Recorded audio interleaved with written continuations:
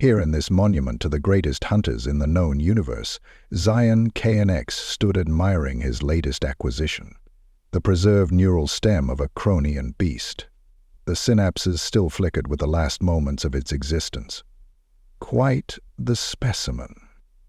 A gruff voice approached from behind him, and the hall of trophies stretched endlessly across the horizon of Nexus Prime. The crystalline spires reached toward the triple moons, which hung perpetually in the violet sky. Raxvero let out a sound that was somewhere between a laugh and a growl.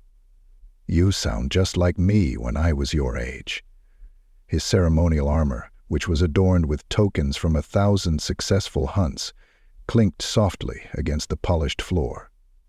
"However, I sense that you are growing restless, young one." Zyro instinctively turned his forearms in the traditional respect gesture, crossing them. "High Commander, our ancestors spoke of hunts that would test the limits of our abilities. But now, we collect like tourists instead of TR hunters." In his insatiable appetite for adventure, he pointed toward the enormous hollow map that dominated the hall. It depicted 300,000 species from 700 worlds, all meticulously studied and hunted to perfection. Zyro, his secondary arms twitching with barely contained frustration, spoke up. "Where is the thrill now that our quantum computers can predict every possible reaction? When our biox scanners can map out every weakness before we even begin the hunt?" The High Commander asked, his bioluminescent eyes narrowing as he spoke. Zio's interest was piqued right away, because despite his years of training, he had never heard the High Commander use the term anomaly. Our long-range scouts had recently found a small planet in the outer rim designation Earth, and RX's turned on his personal hole projector, which displayed a swirling blue and green orb. Initial scans revealed a dominant species that defied all of our predictive models. Zio scoffed at the idea that the Nexian algorithms are perfect because they have been fine-tuned over 1,0,0,0. As Rax's jaws clicked in amusement, he paused to let the tension build. These creatures, these humans, have become the top predators on their world, and we intend to find out how. Your respiratory chambers expanded with excitement as you were told that you would lead the first hunting expedition. The words hit you like a plasma burst. Leading a first contact hunt was the highest honor any member of your species could have. "I remember." Rex's expression became grave as he asked, "The first law of the hunt is never underestimate your prey." He was trying to keep his composure as his heartbeat became so fast that his bioregulators had to kick in to keep him from going into hypothermia. "I will bring you." He slipped his arm around Elizabeth's shoulders. "I will bring you." Zero's exterior membrane flushed with pride as he finally faced a real challenge. It was an opportunity to prove himself worthy of the ancient traditions and embark on a hunt that would be remembered for generations to come. Little did he know, as he stood there dreaming of glory, that he was aboard the new Phantom-class hunting vessels, which had full stealth capabilities, next-generation weaponry, and enough room for a dozen of your finest hunters. In the midst of 11 of the Nexian Federation's most decorated hunters, Zyro stood at the command center, their enthusiasm permeating the air with a distinct scent of anticipation. The hunt leader, Sira Vale, introduced himself as the hunt's chief, and the Phantom-class vessel sliced through Earth's atmosphere like a shadow, its quantum cloaking field rendering it invisible to the primitive radar systems below. Zyro clicked his mandibles dismissively as the technologist waved her specialized sensory appendages over the holographic display. It appeared that humans lack energy shields, neural networks, and quantum capabilities. High Commander Voss must be getting soft in his old age.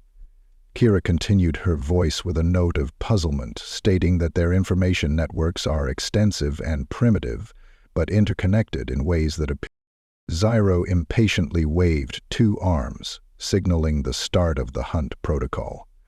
"We chose a small, isolated settlement in northern Montana, surrounded by dense forest and mountains. Zyro then executed the standard formation of the hunting party, keeping in mind that we wanted to study their adaptability. 6 hunters, including Zyro, descended to the surface in personal stealth pods. The night air was crisp and filled with unfamiliar scents. Their biosenses detected around 50 human life signs in the spread-out settlement. Zyro ordered Tauren to take the high ground, sent a circle west, through their neural link. Let us give our prey something to fear. The hunters moved with practiced precision, nearly invisible in the darkness, thanks to their advanced armor. Zyro watched through their eyes. He looked as though he might be going for a trek, as though he might. Everyone was following protocol as they encircled the settlement through the shared visual feed. However, everything came crashing down when unleaded Tauren's urgent voice broke through the neural link. His position was compromised, and the humans were experiencing an impossible wait. The feed from Tauren's position erupted in static, with Zyra demanding silence, and Kira's voice from the ship reporting that Kira had lost Kiran's life signs. Just as Zyro was processing this information, another voice broke through, stating that they were using projectile weapons. Hearts raced as they yelled, "But they're not showing up on our feed either." Zyro's feed also went dark. How could their armor possibly deflect plasma bolts, let alone primitive projectile weapons? The answer came as a deafening explosion, lighting up the night sky. The humans had somehow spotted their ship, which was impossible without Kira's full scan of their weapons. The projectiles, whose coating interferes with our quantum fields, knew we were coming. 2 more hunters went dark, and Zyro. He tried to activate his emergency transport beacon, but nothing happened. It seemed like the primitives had devised some kind of defense mechanism that would prevent them from being used. Suddenly, a whistling sound pierced the air, and Zyro glanced up to see a crude metal cylinder charging toward him.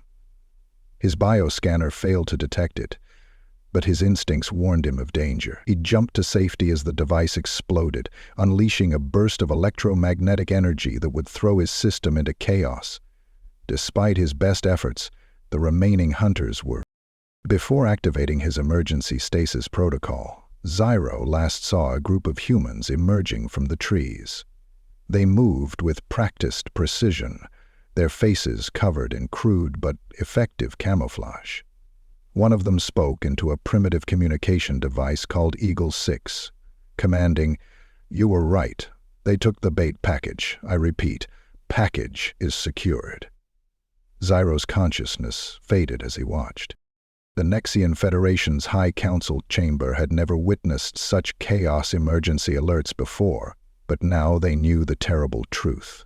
They had walked straight into the human trap. It's impossible that these supposedly primitive beings knew exactly how to defeat the greatest hunters in the known universe. The last transmission from the Phantom-class vessel, before it went dark, stating that humans were prepared for us. It was never about the hunt. All along they were studying us. Earth High Commander Rex Veros, known for his immaculate armor, was visibly distressed as he stood at the center of the holographic displays, a sign that the situation was beyond critical. He informed the assembled council members that not only had we lost contact with Zio's hunting party, but 3 more rescue vessels had also gone dark. The humans, he said, pausing to click his mandibles in distress, were not only resisting, but actively hunting us. Video from the last rescue mission was shown. The Nexian ships, boasting superior technology, were systematically defeated by seemingly primitive tactics. However, there was nothing primitive about the execution. As General Sari Nexus explained, our cloaking fields caused subtle distortions in their atmosphere, which they have learned to track. Another ship lost its warfare doctrine, and the Nexians' stealth technology turned against them. Apologies, but this is completely out of the ordinary compared to anything we've seen in our database. Instead of fighting like predators, they fight like a virus. We adapt and evolve based on our own strengths and weaknesses, The footage showed human fighters using hit-and-run tactics, which looked chaotic at first, but turned out to be highly coordinated. They had learned to jam Nexian neural networks using stolen technology, so the hunters had to resort to primitive verbal communication. What's concerning is the addition of information warfare.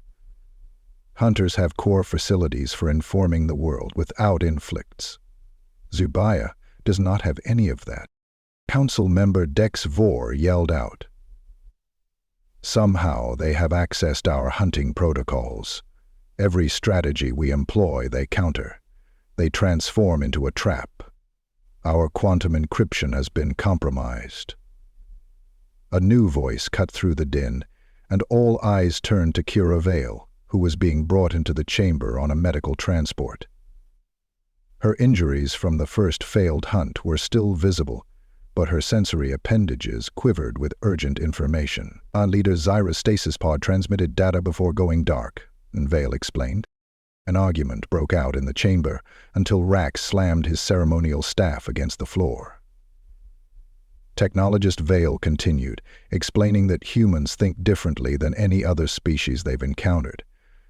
They use technology to solve problems, but they also rely on patterns and possibilities. Vale also revealed that they have turned basic electromagnetic pulses into weapons that disable our most advanced systems. They also used basic chemical reactions to detect our stealth fields, and most importantly, she activated her personal hollow projector. She revealed, causing gasps throughout the chamber, that they have been watching the stars in preparation for our arrival, expected, and that they used our own hunting protocols against us, presenting an easy target waiting for us to grow overconfident. They are sharing information about every encounter, tactic, and weakness they discover instantly across their primitive, but effective information networks. The footage then shifted to expose covert human military bases concealed within seemingly benign settlements, training facilities tailored to counter cutting-edge weaponry crafted to exploit specific vulnerabilities in Nexian defense systems, and the very settlement that ensnared the Zyra team.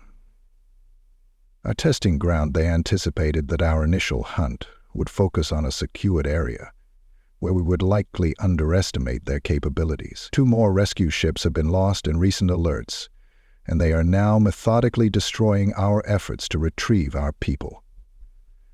Every failed rescue mission exposes more.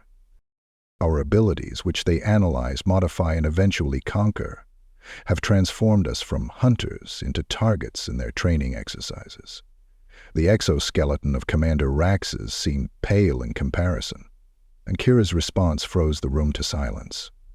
This is because, throughout their history, they have been the target of stronger forces that sought to dominate them. Rather than relying on raw strength or technological superiority, they have learned to adapt and turn the tables on their enemies. The Council watched in horror as another rescue attempt failed. The humans started attacking in coordinated waves, each time aiming to set up a trap. They weren't just defending anymore. They were actively hunting the Nexian forces, using their crude but effective weapons to target critical systems.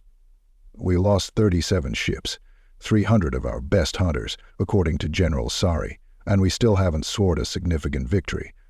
Because we're still thinking like hunters, Kira interrupted, still following. Their tactics are always changing, and they don't fight according to our expectations. Instead, they fight the way prey learns to fight when it decides to become the predator. The High Commander observed the ongoing reports of casualties for a long moment before speaking, his voice betraying a civilization confronting its greatest test. "We thought we were testing them," he whispered. "But they were testing us. Encounters served to expose our capabilities more fully. Now the Nexians have learned our ways and adapted to our technology. Now they intend to ensure we can never hunt them again. We came seeking sport, but they are fighting for survival, which makes them more dangerous than any other enemy." I pointed to the tactical displays showing human forces systematically eliminating their rescue attempts.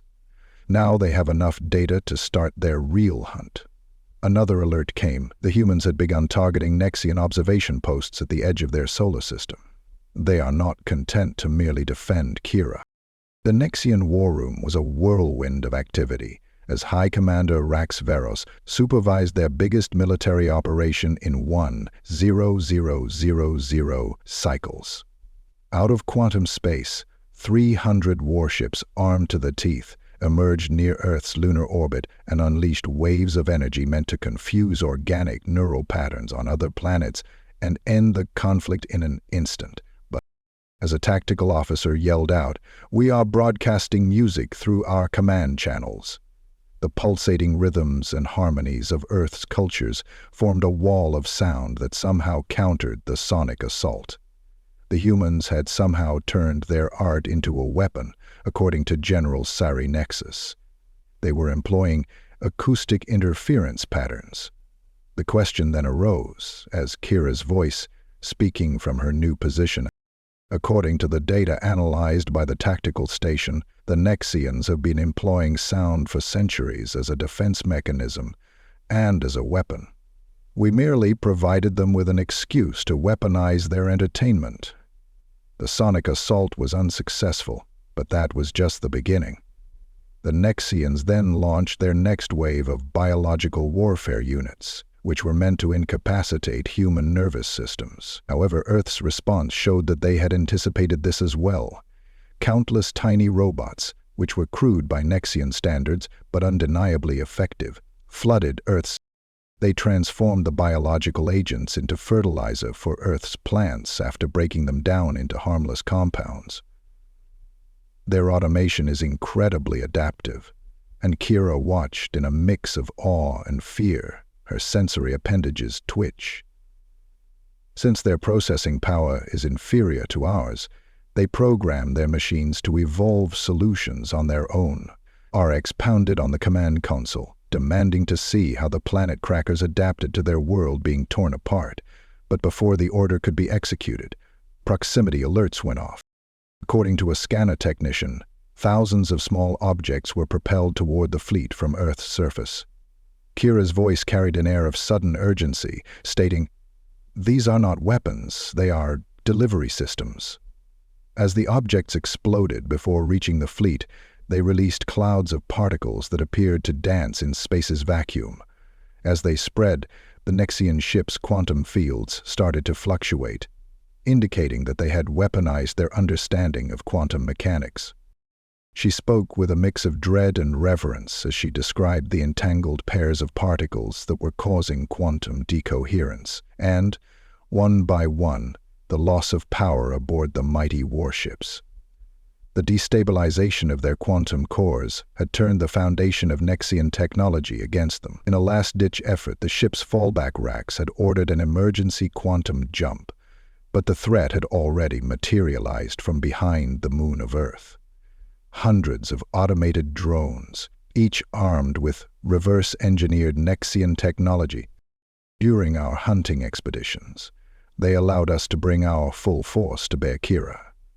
Kira then realized that they wanted us to devote everything to this attack. Drones flooded the fleet, targeting specific systems with surgical precision. They had learned from every previous encounter, analyzed every weakness, and now they were exploiting them all at once. Amidst the chaos, new transmissions began flooding their communications networks. However, these were not military commands or threats. They were stories, thousands of them, from every human culture, telling tales of these creatures. It was almost as if a mysterious commitment of souls had been made.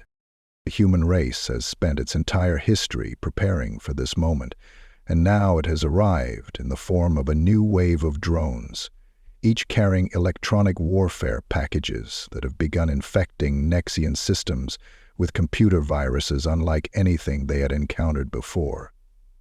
The hunter has become the hunted, and the hunted have become the hunted.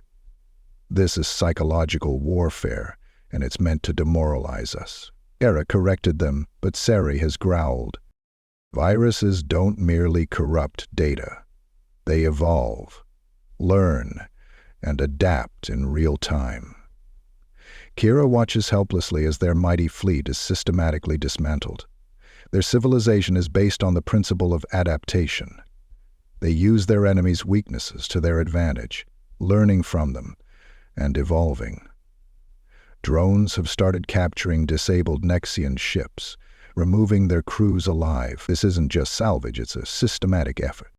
Rax quietly watched his fleet disintegrate as he said, "We came here seeking sport, but we've given them something far more valuable than anything we could have taught them." With a final transmission cutting through their command channels, a simple message broadcast in flawless Nexian language said, "Your hunt is over. Ours is just beginning." Kira looked to the High Commander for reassurance as the ship's system started to fail. Earth's surface gleamed with the lights of a civilization that had been underestimated for the last time. The world of prey had learned the art of hunting from countless battles for survival, now armed with a very advanced technology. Their goal was never to destroy us, but rather to convey their message back to the Federation. They have just provided us with everything they need to continue their evolution, not survival. A Commander Rax Viros strode alone, his footsteps resonating through chambers that housed the most extensive collection of hunting artifacts in the Nexian Federation. The hunters had arrived seeking entertainment, but instead they had unleashed a far more dangerous species that had spent its entire existence mastering the art of hunting predators. The once proud hall of trophy now stood empty and silent, its seemingly endless corridors shrouded in darkness. In the realm of known space, a holographic message materialized before him. The face that emerged belonged to none other than the youthful hunter Zyro Cainix, who had spearheaded that first disastrous expedition to Earth. However, his appearance had transformed, and he now spoke with a newfound humility. "High Commander," Zyro said, his voice betraying none of his previous hubris, "I trust this message finds you in the hall. It seems appropriate given what I have learned." "You survived," Rax whispered, even though he knew it was just a recording. "The humans did not just spare us, they taught us." Zyrok continued, demonstrating how he navigated the challenges we faced. As the hologram transitioned to scenes from the Zyro's captivity, it became clear that this was far from the horror story the Federation had envisioned. Instead, the humans had transformed their captives into students, exposing them to the rich tapestry of Earth's culture, history, and evolution. The Zyro, unlike any other species we've encountered, fights wars not for territory or resources but for ideas, which they refer to as war. The idea of freedom was foreign to us, but... He paused, his forearms moving in a respectful gesture. "I finally get why they fought so hard." Suddenly, across Federation space, new alerts were flooding in, and human ships were showing up not as invaders but as diplomats, traders, and hunters. But they hunted in a different way, seeking understanding, connection, and knowledge. As the saying goes, the most dangerous prey is the one that learns from its predator, and these humans had absorbed every nugget of information. They offer us a choice: continue clinging to our outdated notions of superiority, or join them in something greater. They call it partnership, evolution, and growth. We, the High Commander, have technology, tactics, and weaknesses, but they are not out for revenge. Through the hall's windows RXs, we could see ships entering orbit around Nexus Prime, escorted by the remnants of his own fleet. Their design was a perfect fusion of earthly ingenuity and Nexian technology. The messages were flawlessly translated into every language spoken by the Federation. They discussed trade, cultural exchange, and mutual defense. They offered technology that combined Federation quantum science with Earth's adaptive engineering. I witnessed their World Zyro's voice group, who were passionate. Their cities were bustling with life and innovation. Their arts celebrated both victories and defeats, learning from both. They'd turn their worst failures into opportunities for growth. Finally, the hologram displayed Earth's changed surface, where Nexion was located. Representatives from Earth's numerous nations, escorted by Federation officials, made their way through the hall's ancient corridors, eager to hunt High Commander, not for sport or trophies, but for understanding, connection, and growth. Humans had transformed their quantum wars into clean, limitless energy, and their stealth fields into planetary defense systems that could shield entire worlds. Officers who had previously accepted the human offer made their way purposefully toward the council chamber, where they carried proposals for a new galactic order. Zyro concluded, "The choice is yours," but they were aware that they had already won, not by conquest or force, but by demonstrating a better way. The message faded, and Rex found himself confronted by a human diplomat, an older female with white hair and wrinkles on her face, who exuded an air of quiet authority. Speaking to someone who had nothing left to prove, she gestured towards the hall's displays and said, "But your trophies tell an impressive story. They're just dead things. We offer you the chance to collect something far more valuable." She went on to explain that the Federation's scientists were already collaborating with human engineers, combining quantum technology with Earth's adaptive systems. The results were unprecedented, surpassing anything either civilization had accomplished alone. Hunter Zero understood first, which is why they chose. He was chosen to head this delegation after discovering something that every child knows. The best hunts aren't for killing animals, but for learning new things.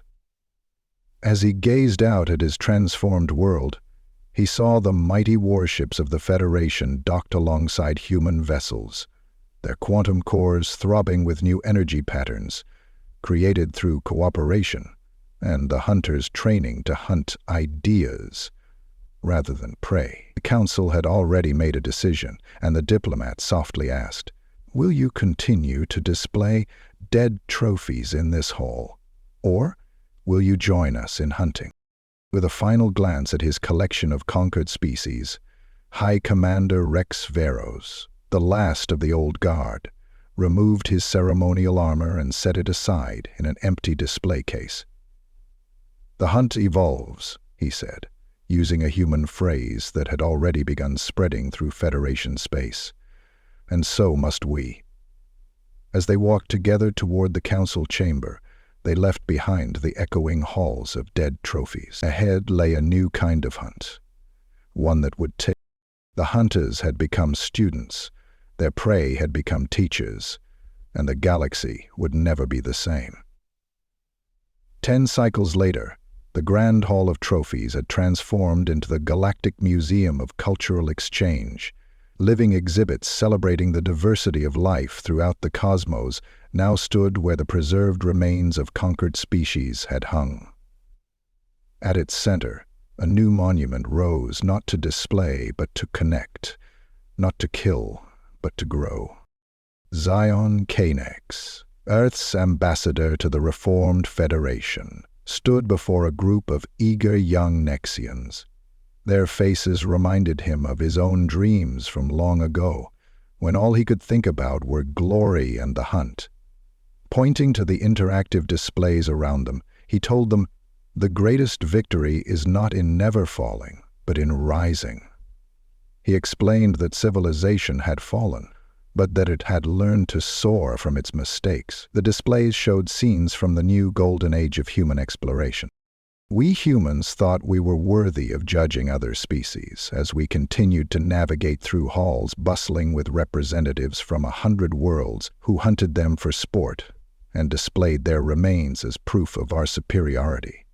However, the hard truth we learned was that real worth lies not in dominating others, but in helping them. Nexian quantum science and ingenuity had opened up paths to dimensions previously unknown, and their joint expedition fleets were venturing into the darkest corners of space, seeking knowledge instead of trophies. Embark on your grand voyage with the recently commissioned flagship Synthesis. On board, you'll find a diverse crew consisting of humans, Nexians, and representatives from dozens of species that were once thought of as mere prey.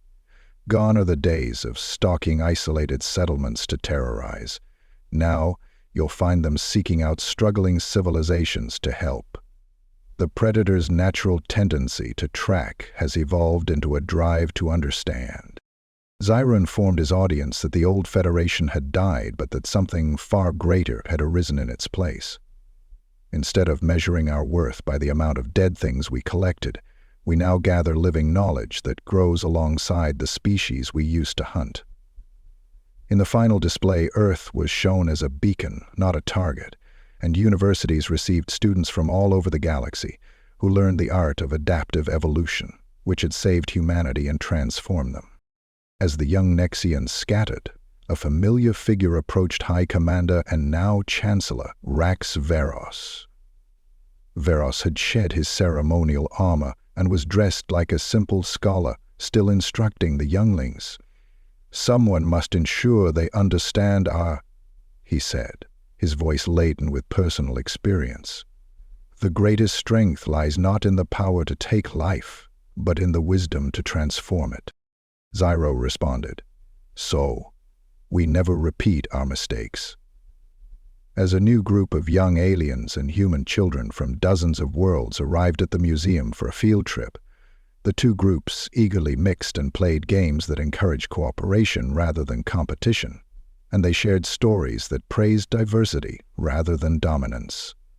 At one point, the aliens thought they were the best hunters in the galaxy, but they realized they had been hunting too small prey, just flesh and bones. Zyro nodded in agreement, and the group continued to watch as the eternal quest of knowledge, understanding, and growth became something far more magnificent than the great game of predator and prey.